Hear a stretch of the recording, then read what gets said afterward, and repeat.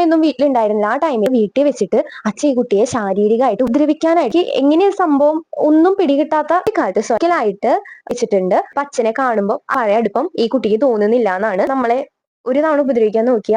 Hello guys, welcome back to my YouTube channel. It's me Aishwarya Venugopalan. Okay, അപ്പൊ നമ്മുടെ Gely talk സീരീസിന്റെ 6ാമത്തെ എപ്പിസോഡാണ് കേട്ടോ ഇത്. അപ്പൊ നമ്മുടെ എപ്പിസോഡുകൾക്കല്ല ഇത്തിരി ലെങ്ത് കൂടുതലാണെന്ന് എനിക്ക് മനസ്സിലായി.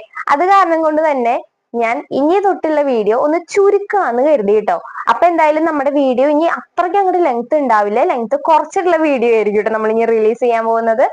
അപ്പൊ നമുക്ക് വൈകിക്കേണ്ട, ഗേളി ടോക്കിന്റെ 6ാമത്തെ എപ്പിസോഡിലേക്ക് കടക്കാം. അതിനു മുമ്പ് നമ്മുടെ ചാനലിനെ പറ്റി ഒരു കാര്യം പറയാൻ കേട്ടോ. നമ്മുടെ ഈ വീഡിയോ കാണുന്ന 90% പേരും നമ്മുടെ ചാനല് സബ്സ്ക്രൈബ് ചെയ്യാതെയാണ് കേട്ടോ കാണുന്നത്. അപ്പോൾ ഞാൻ നിങ്ങൾക്ക് ഒരു അറിവ് പകരാന്ന് വിചാരിച്ചോളൂ. നമ്മുടെ സബ്സ്ക്രൈബ് ബട്ടൺ തികച്ചും ഫ്രീ ആണ് കേട്ടോ ഗൈസ്.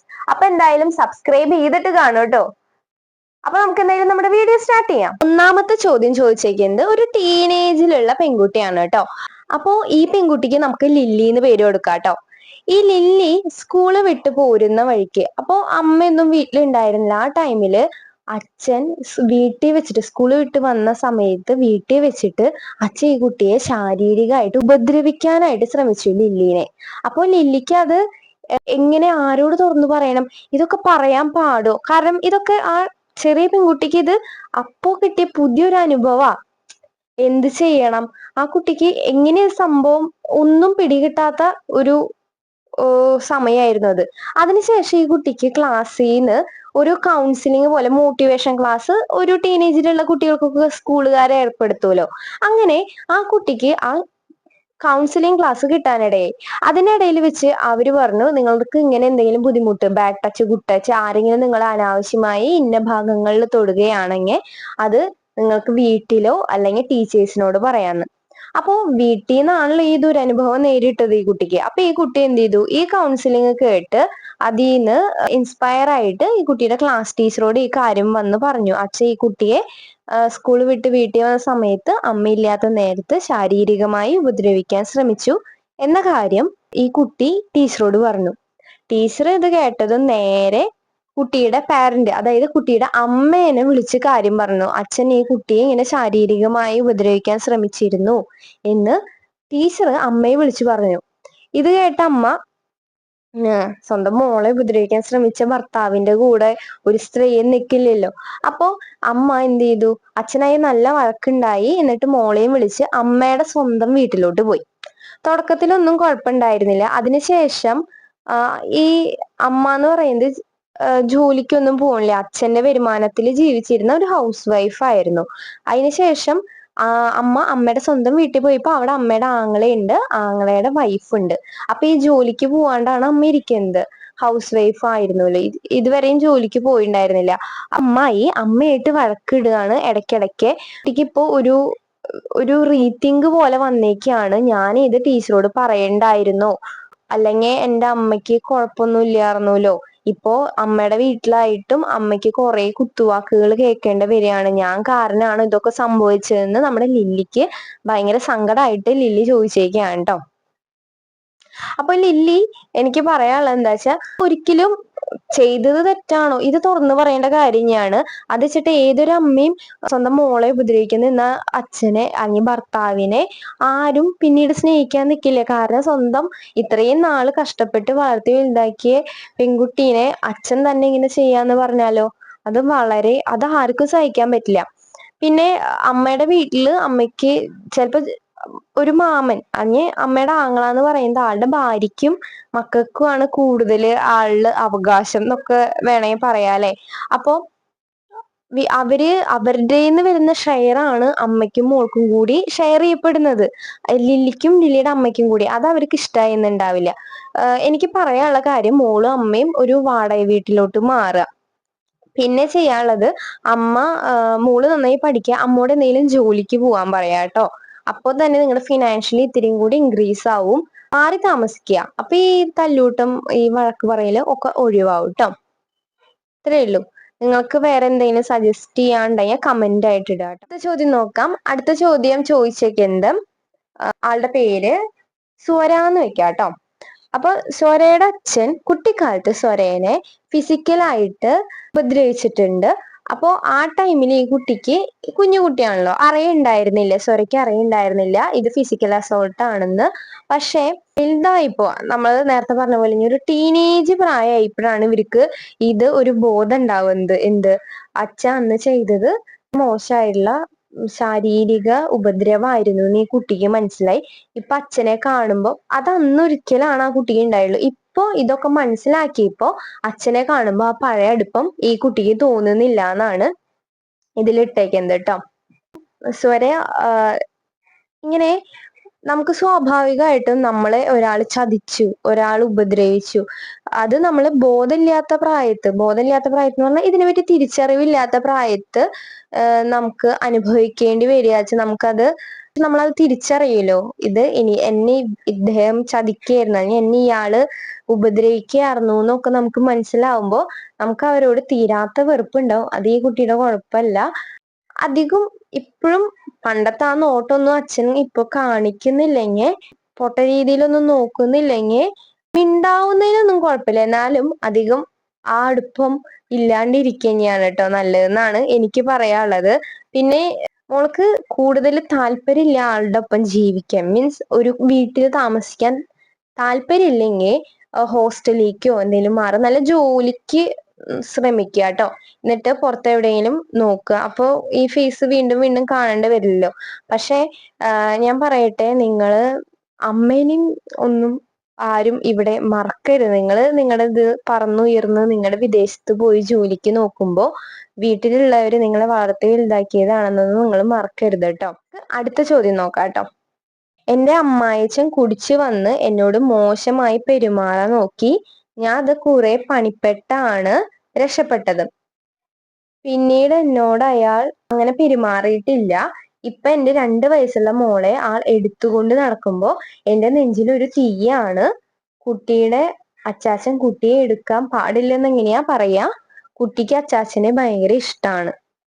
ഓക്കെ, അതായത് ഈ ഈ ക്യാരക്ടറിന് നമുക്ക് എന്ത് പേര് കൊടുക്കാം? രാഖി എന്ന് പേര് കൊടുക്കാം കേട്ടോ. അപ്പൊ രാഖിയുടെ അമ്മായിച്ചൻ രാഖിയോട് മോശമായി പെരുമാറി, പിന്നെ ആള് രക്ഷപ്പെട്ടു എന്നാണ് പറയുന്നത്. പിന്നീട് ആൾക്ക് കുട്ടിയുണ്ട്.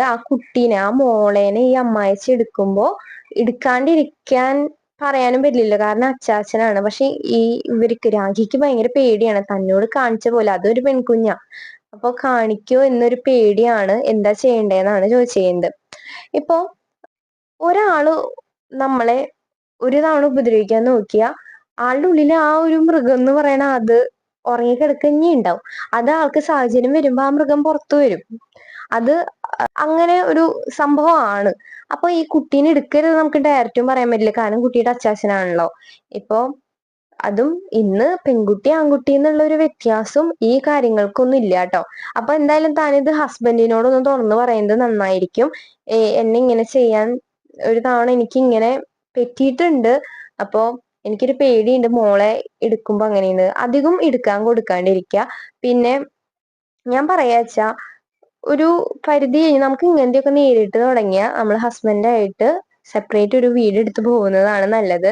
അല്ലെങ്കിൽ വീണ്ടും വീണ്ടും നമുക്ക് ഇത് നേരിടേണ്ടി വരും. ഒരു തവണ നമ്മൾ ഇത് സഹിച്ചാണ്ടല്ലോ, പിന്നീട് എല്ലാ തവണയും അവർക്കൊരു പവർ കിട്ടിയ പോലെ, അതായത് ഇത് ആരോടും തുറന്നു പറയില്ല, എനിക്ക് ഒരു അവസരം കിട്ടി, ഇവള് കരയെ ഓളിയിടെ അല്ലെങ്കിൽ ആരോടെങ്കിലും പറയെ പോലീസിനെ വിളിക്കുകയൊന്നും ചെയ്തിട്ടില്ല, ഓക്കെ, അപ്പൊ ഇവൾക്ക് ഓക്കെ ആണ് എന്നോട്, അല്ലെങ്കിൽ ഇവളിത് സഹിച്ചോളും എന്ന് തെറ്റിദ്ധരിക്കും. അതിനായിട്ട് നിൽക്കരുത്. എന്തായാലും ഹസ്ബൻഡിനോട് പറയാ സെപ്പറേറ്റ് ഒരു വീട് എടുത്ത് മാറാൻ നോക്കുക കേട്ടോ. പിന്നെ ഹസ്ബൻഡ് ഇവരെ വന്ന് കാണുന്നതിന് ഒന്നും പറയാൻ നിൽക്കണ്ട, പക്ഷെ നിങ്ങളോട് ഉള്ള ആ ഒരു അടുപ്പം രാഖി കട്ട് ചെയ്യാം കേട്ടോ. ഇനി നമുക്ക് അടുത്ത ചോദ്യം നോക്കാം കേട്ടോ. അടുത്ത ആളുടെ പേര് നമുക്ക് എന്ത് കൊടുക്കാം? ഫ്ലവർ എന്ന് കൊടുക്കാം കേട്ടോ. ആഫ്റ്റർ ഡെലിവറി എന്റെ ഹസ്ബൻഡിന് ഫ്ലവറിനോട് ഒട്ടും താല്പര്യമില്ല എന്നാണ് പറയുന്നത്. പക്ഷെ കുട്ടിയോട് സ്നേഹമുണ്ട്, പക്ഷെ ഫ്ലവറിനെ മാത്രം മൈൻഡ് ചെയ്യുന്നില്ല. ഓക്കെ, ആഫ്റ്റർ ഡെലിവറി ഈ ഭർത്താക്കന്മാര് കാണുന്നുണ്ടെങ്കിൽ മനസ്സിലാക്കുക, ആഫ്റ്റർ ഡെലിവറി സ്ത്രീകളുടെ ബോഡിയിൽ വളരെയധികം വ്യത്യാസങ്ങൾ വരും കേട്ടോ. അത്രയും നാള് മെലിഞ്ഞിരുന്ന ഒരു സ്ത്രീ ഗർഭിണി ആയാൽ പ്രസവം കഴിഞ്ഞാൽ തടിച്ചിരിക്കും. അത് ചിലര് പഴയ അവസ്ഥയിൽ തന്നെയോ, ചിലവര് ആ തടി മെയിൻറ്റെയിൻ ചെയ്തു പോകും. അതവരുടെ ഒരു ബോയ്സിനെക്കാട്ടും ഗേൾസില് ഹോർമോണൽ ലെവൽസ് പെട്ടെന്ന് ചേഞ്ച് ആവും. അതാണ് ഗേൾസിന് പെട്ടെന്ന് ഇത്ര നേരം ചിരിച്ചിരുന്ന ഒരാൾ പെട്ടെന്ന് ഒരു കമന്റ് കേട്ട താടകയുടെ പോലെ ആവും എന്നൊക്കെ പറയില്ലേ. കാരണം എന്താ, ഈ ഗേൾസില് പല പല ഹോർമോണൽ ലെവൽസ് പെട്ടെന്ന് പെട്ടെന്ന് അങ്ങോട്ടും ഇങ്ങോട്ടൊക്കെ പോകുന്നൊക്കെ പറയില്ലേ, അതേപോലെ ഭയങ്കര ഫാസ്റ്റ് ആയിട്ട് അതിന് സഡൻ ചേഞ്ച് ആണ് സംഭവിക്കുക ബോയ്സിനെ വെച്ച് കമ്പയർ ചെയ്ത് നോക്കുമ്പോൾ. അത് കാരണം അവരുടെ ശാരീരികമായിട്ട് ആ ഹോർമോണൽ ചേഞ്ച് അനുഭവപ്പെടും. അങ്ങനെയാണ് സ്ത്രീകള് ഡെലിവറിക്ക് ശേഷം തടിച്ചിരിക്കാനും അല്ലെങ്കിൽ അവരുടെ ബോഡിയിൽ വ്യത്യാസങ്ങൾ വരാനും ഒക്കെ കാരണം. പിന്നെ ഒന്നുമില്ലെങ്കിലും നിങ്ങളുടെയും കൂടി അംശമായ കുഞ്ഞിനെ ചുമന്നിട്ടാണ് ഈ സ്ത്രീ ഗർഭിണി അങ്ങനെ ഈ ഒരു അവസ്ഥയിൽ എത്തിക്കുന്നതെന്ന് മനസ്സിലാക്കുക കേട്ടോ. ഹസ്ബൻഡിനോട് കാര്യം പറയാ, പിന്നെ ഒരു കൗൺസിലിങ്ങിന് ഹസ്ബൻഡിനെ കൊണ്ടുപോവാ. പക്ഷെ മിക്ക ഹസ്ബൻഡ്സും ഇത് സ്വയം മനസ്സിലാക്കേണ്ട കാര്യമാണ് കേട്ടോ. അടുത്ത ചോദ്യം ചോദിച്ചാല് നമുക്ക് രേവതി എന്ന് പേരിടാം. അപ്പൊ രേവതിയുടെ കല്യാണത്തിന് മുമ്പ് അവർ സ്നേഹിച്ച് നടന്ന സമയത്ത് ഹസ്ബൻഡ് പെരുമാറിയ പോലെയല്ല ആഫ്റ്റർ മാരേജ് കല്യാണത്തിന് ശേഷം ഹസ്ബൻഡ് പെരുമാറുന്നതെന്നാണ് പറഞ്ഞേക്കുന്നത്. അപ്പോ നമ്മളുണ്ടല്ലോ കല്യാണത്തിന് മുമ്പ് ഒരാളുടെ എപ്പോഴും നമ്മൾ കുറച്ചു നേരമല്ലേ ആളുടെ അടുത്തിരിക്കുന്നുണ്ടാവുള്ളൂ. ചിലപ്പോ ഒരു ഔട്ടിങ്ങിന് പോവുക, അല്ലെങ്കിൽ ശനിയാഴ്ച അല്ലെങ്കിൽ ഞായറാഴ്ച ഒരു സിനിമയ്ക്ക് പോയി ഇത്തിരി നേരമാണ് നമ്മള് ആ ഒരു ഫിയാൻസിയുടെ അടുത്ത് ഇരിക്കുന്നുണ്ടാവുള്ളൂ, അല്ലെങ്കിൽ ആ ഒരു ലവറിന്റെ അല്ലെങ്കിൽ ആ പാർട്ട്ണറിന്റെ അടുത്ത് ഇരിക്കുന്നുള്ളൂ. പക്ഷെ കല്യാണത്തിന് ശേഷം എന്ന് പറയുമ്പോൾ ഫുൾ ടൈം നമ്മുടെ കൂടെയാണ്. അപ്പൊ അവർക്ക് ഒന്നും ഒളിക്കാല്ലേ. കല്യാണത്തിന് മുമ്പ് വെച്ചാൽ അവരവരുടെ നല്ല കാര്യങ്ങൾ മാത്രം, അങ്ങനെ നല്ല സൈഡ് മാത്രമേ പ്രകടിപ്പിക്കുള്ളൂ.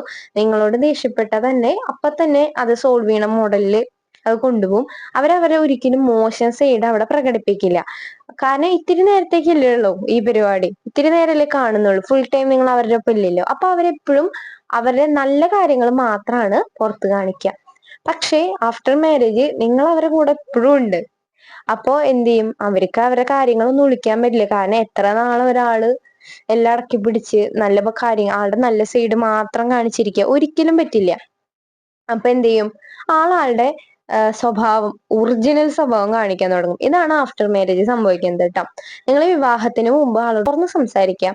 എന്ത് നിങ്ങളുടെ നല്ല സൈഡ് മാത്രമല്ല മറ്റേ സൈഡ് ഒറിജിനൽ സൈഡും അറിഞ്ഞിട്ട് മാത്രമേ കെട്ടാൻ പാടുള്ളൂ. അല്ലെങ്കിൽ ചിലപ്പോ ഇതുപോലെ എന്താ പറയാ, കെട്ടിനു മുമ്പ് നീലവാനം കാണിച്ച നീലക്കാറ് വാങ്ങിത്തരാന്ന് പറഞ്ഞിട്ട് കല്യാണം കഴിഞ്ഞിട്ട് കാർമേഘം കാണിച്ചെന്ന അവസ്ഥയായിരിക്കും കേട്ടോ. അങ്ങനെയുണ്ട്. അപ്പൊ ഇതൊക്കെ ശ്രദ്ധിക്കാം. പിന്നെ കല്യാണത്തിന് മുമ്പ് നന്നായി ഡേറ്റ് ചെയ്യുക കേട്ടോ. ഒരാളെ കെട്ടാൻ പോണതിന് മുമ്പ് നമ്മൾ ആളായിട്ട് നന്നായി ഡേറ്റ് ചെയ്തതിന് ശേഷം വിവാഹത്തേക്ക് പോവുക. അല്ലാണ്ട് എടുത്തു ചാടിയൊന്നും വീട്ടുകാർ പറഞ്ഞു എന്ന് വെച്ചിട്ട് വിവാഹം കഴിക്കരുത്. അതേപോലെ ഞാൻ ലവർ ആയാലും എത്ര പ്രേമവിവാഹം ഉണ്ടെന്ന് പറഞ്ഞാലും അതിൽ ഇങ്ങനത്തെ ഇഷ്യൂസ് ഉണ്ട്. കാരണം അവരെ പ്രേമിക്കുമ്പോ അവരുടെ നല്ല കാര്യങ്ങൾ മാത്രമേ ഗേൾസ് ആയാലും ബോയ്സ് ആയാലും കാണിക്കുള്ളൂ കേട്ടോ. അപ്പോ നിങ്ങൾ ഒരാളെ അവരെ പോസിറ്റീവ് മനസ്സിലാക്കിയില്ലേ നെഗറ്റീവ് മനസ്സിലാക്കാൻ നോക്കുക കേട്ടോ. എന്നിട്ട് വേണോ വേണ്ടയോ എന്ന് നോക്കുക. അപ്പോ നമ്മളെ ചോദ്യങ്ങളൊക്കെ അവസാനിപ്പിക്കാന്ന് വെച്ചു, അല്ലെങ്കിൽ വീഡിയോ ലെങ്തി ആയി പോയില്ലേ. ഞാൻ തുടക്കത്തിൽ ഞാൻ പറഞ്ഞു ചെറിയ വീഡിയോ ചെയ്യാന്നല്ലോ. ഓക്കെ, അപ്പൊ നമുക്ക് എന്തായാലും ഇന്നത്തെ വീഡിയോ ഇവിടെ അവസാനിപ്പിക്കാം. വീഡിയോ ഇഷ്ടപ്പെടുക വെച്ചാൽ ലൈക്ക് ചെയ്യുക. അതേപോലെ തന്നെ ഞാൻ പറഞ്ഞ അഭിപ്രായം ആവില്ല നിങ്ങൾക്ക് പറയാനുണ്ടാവുക കേട്ടോ. അപ്പൊ എന്തായാലും നിങ്ങളുടെ അഭിപ്രായങ്ങൾ താഴെ കമന്റ് ചെയ്യാൻ മറക്കരുത്. അതേപോലെ തന്നെ നമ്മുടെ സബ്സ്ക്രൈബ് ബട്ടൺ തികച്ചും ഫ്രീ ആണ്, എല്ലാവരും അതും കൂടി ഒന്ന് അമർത്തിയിട്ട് പോണേ. ഓക്കെ, അപ്പൊ പുതിയ വീഡിയോ വരയ്ക്കും. വീഡിയോ കഴിഞ്ഞിട്ടില്ല, നെക്സ്റ്റ് വീഡിയോ അടുത്തതായിട്ട് ഞാൻ വരുന്നുണ്ട് കേട്ടോ. അപ്പൊ ആ വീഡിയോ വരയ്ക്കും. Bye bye guys. Hello hello, പോവല്ലേ. നമ്മുടെ നെക്സ്റ്റ് പാർട്ടിന്റെ വീഡിയോ ഇതാ ഇവിടെ കൊടുത്തിട്ടുണ്ട്. എന്തായാലും കാണാട്ടോ. ഗേൾ ഇൻ ടോക്കിന്റെ വേറെ പാർട്ടിന്റെ വീഡിയോ ആണേ.